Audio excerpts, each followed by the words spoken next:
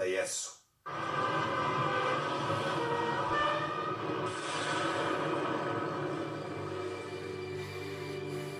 I dan danas se smatra da svako pokretanje pitanja o siromašnom guranju je srpska propaganda.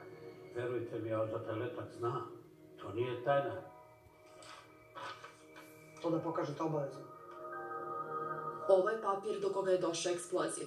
Deljen je američkim vojnicima na Kosovu 1999. godine kao upozorenje na štetnost od osiromašenog uranijuma. Istog onog uranijuma za koji nam ti isti Amerikanci već 2 decenije tvrde da nije štetan. Idite daleko od tenkova i ovih vozila koja su gađana osiromašenim uranijumom.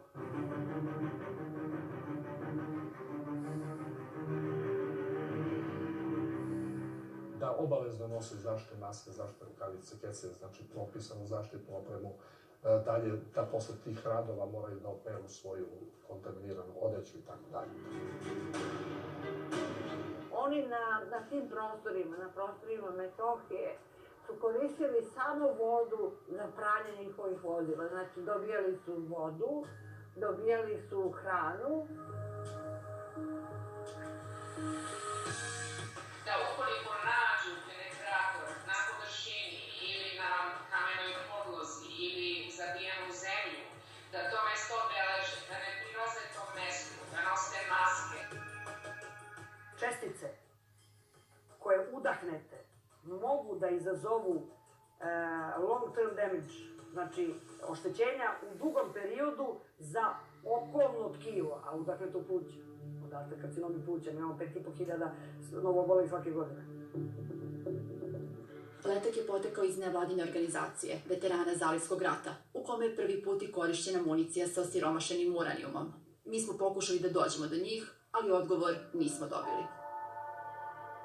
To su delili, brošura je pripremljena Dan Fehiju, Gulf War Resource Center, Washington DC, USA. Znači, Amerikanci.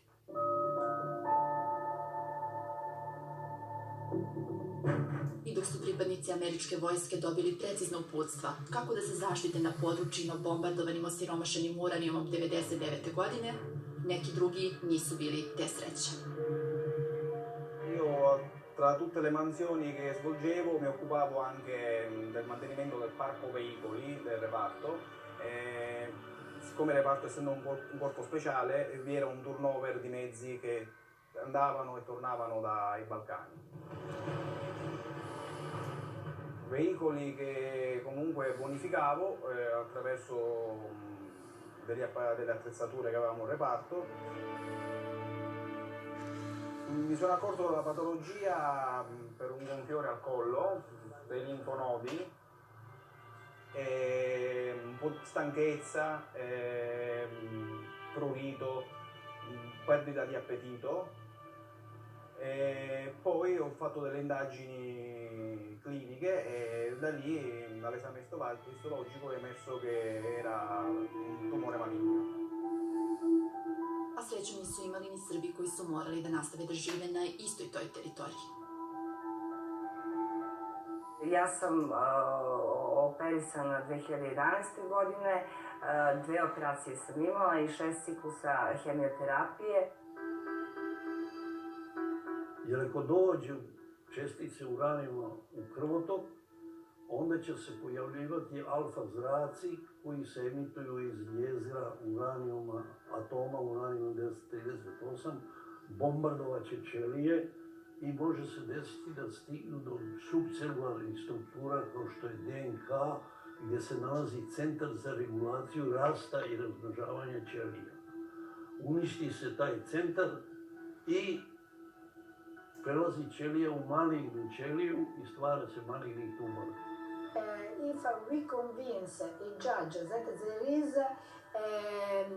a correlation between the dust, not of the urban pollution, and the exposure the patient had. Ja sam utvrdio da je posle milosrdnog anđela bombardovanja osiromašenim uranijumom za ovih 20 godina obolelo ukupno stanovnika centralne Srbije i Vojvodine 700.000.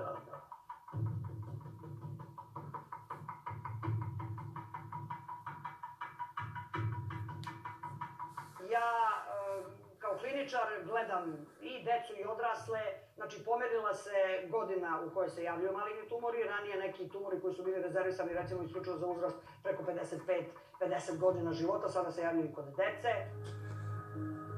U ovom letku između ostalog stoji da je udisanje čestica prašine osiromašenog uranijuma povezano sa dugoročnim zdravstvenim efektima, uključujući rak i defekte pri porodu. A ove posljedice mogu postati očigledne tek nekoliko godina nakon izlaganja. Bio sam svedok nekakve najave koje smo mi dali u proceni situacije da će verovatno agresor upotrebljavati neku vrstu novog naoružanja koje smo mi nazvali oružje sa povećanim stepenom radijacije.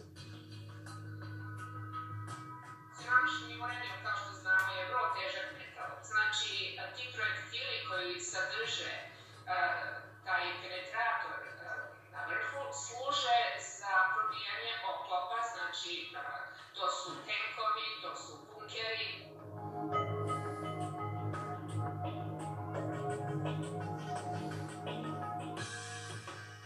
I to je jeftina sirovina, šta ćete sa njom, da li da ga skladištite i to je skupo.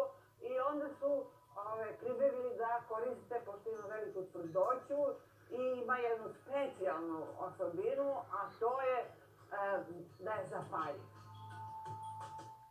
I on sagoreva, kao drvo u peći, kad sagoreva, javlja se plamen, drvo nestaje, pojavljuje se pepeo.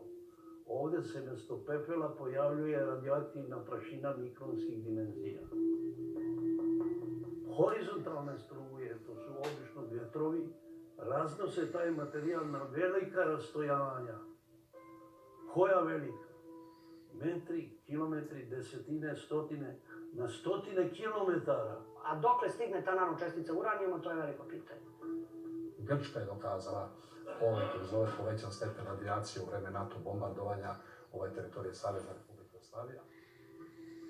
Pa ako je mogao radioaktivni oblak te prašine stići do Sofije i Atine, mogao je stići do Beograda i do, posebno naglašavam, poljoprivrednog kombinata Beograd, gdje se nalazi 7000 krava muzara, od koga se prave proizvodi mlečni, nalazi se 10.000 svinja, 10.000 ovaca, 10.000 junadi, nekoliko miliona jaja.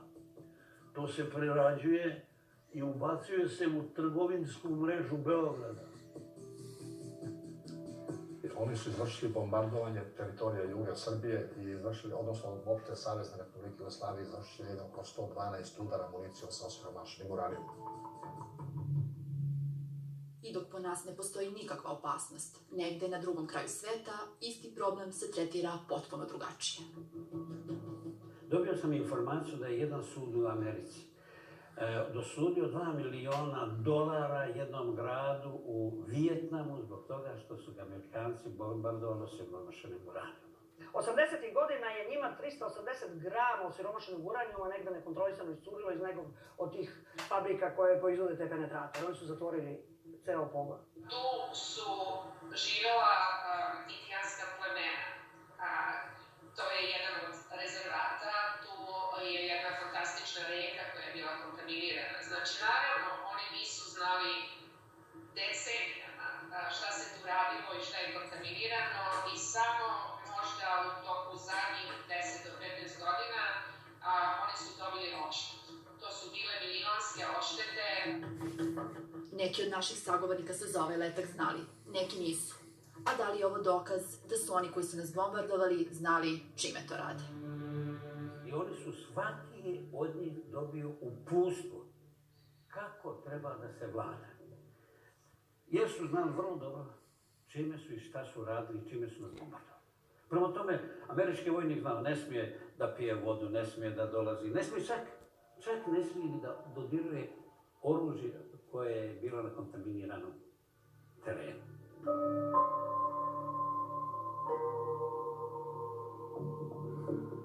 da li su vlasti, odnosno oni koji su planirali operacije, znali za genotoksičke karakteristike? Ja kažem da, znali su.